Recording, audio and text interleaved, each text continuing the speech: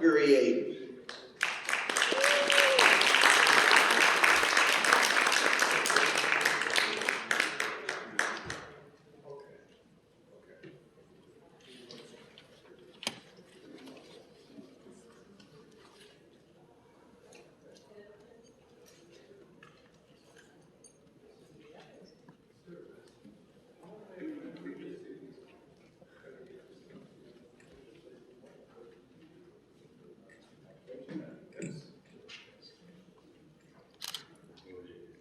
Thank you, my brothers and sisters.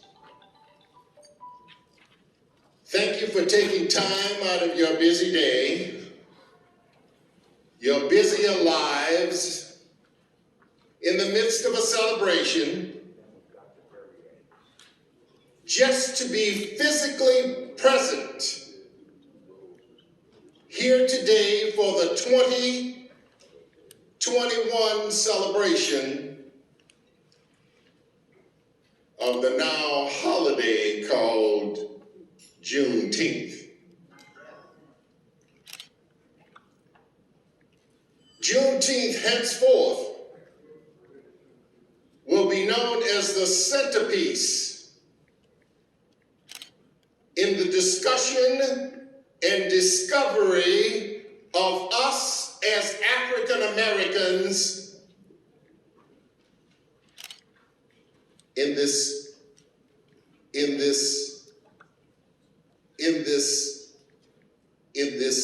empire called the United States. But it's not an empire for us. As a matter of fact, as a student of history, and I look to history, I see few positive signs in any organization in any form in the history of us as human beings. For example, the Holy Roman Empire controlled all of the known world. All of the known world was controlled by the Holy Roman Empire. Show me one vestige of the Holy Roman Empire. Even the contemporary empires are in such decay and demise that we probably wouldn't recognize the most prominent empire of the 20th century or the 19th century, the British Empire. And what is the name of the empire of today? The most powerful and potent country on the face of the earth? It's called the United States. And like the other great empires of history, the great Roman Empire burned as Nero twiddled. And the great empire of the United States demised while Trump tweeted.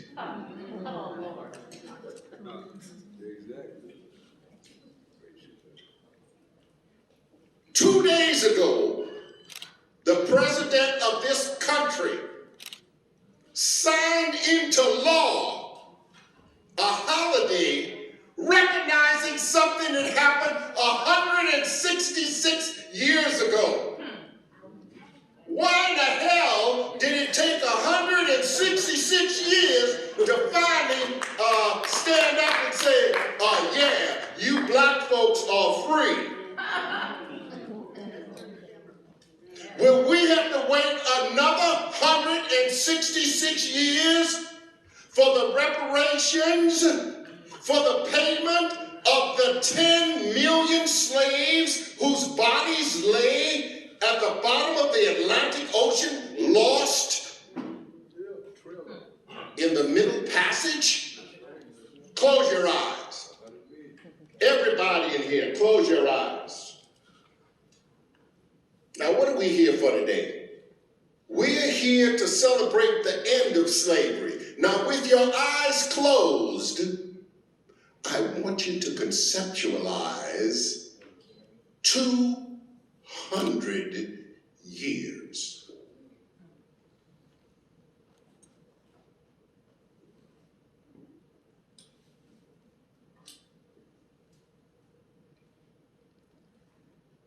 That's how many years black Africans were stolen off the continent of Africa and brought to this empire to be the basic original engines of the economic well-being of this country. Exactly.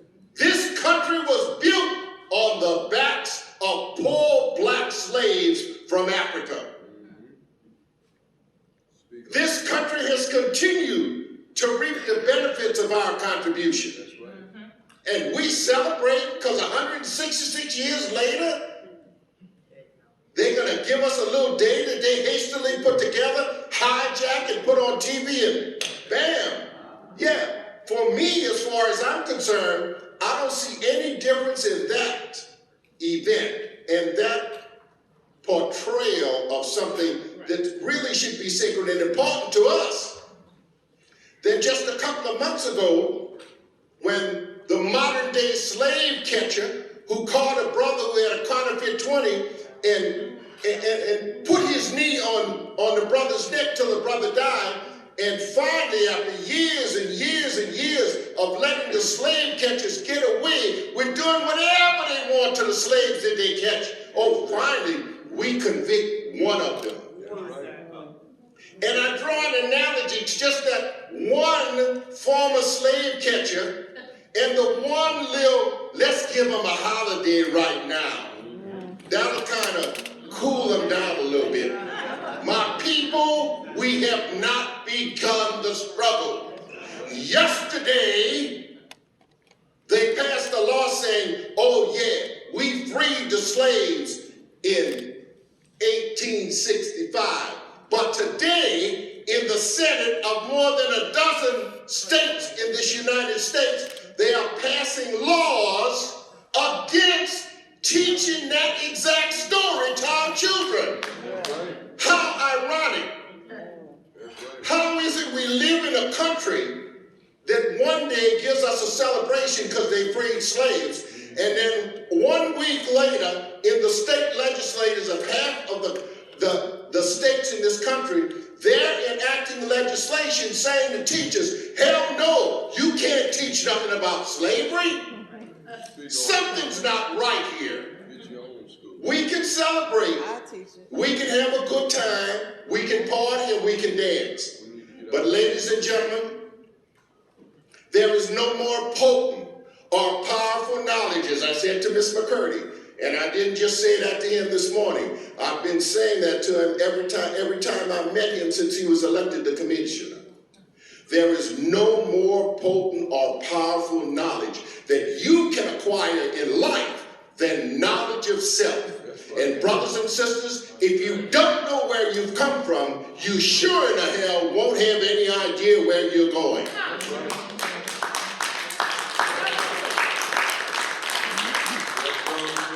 If you've been to school in this country, like myself, now on the program it just says Gourrier, and I'd like to know why. Because when I came to Las Vegas in 1988, after being recruited by the Clark County School District to be a principal, they said, well, what do you want us to call you?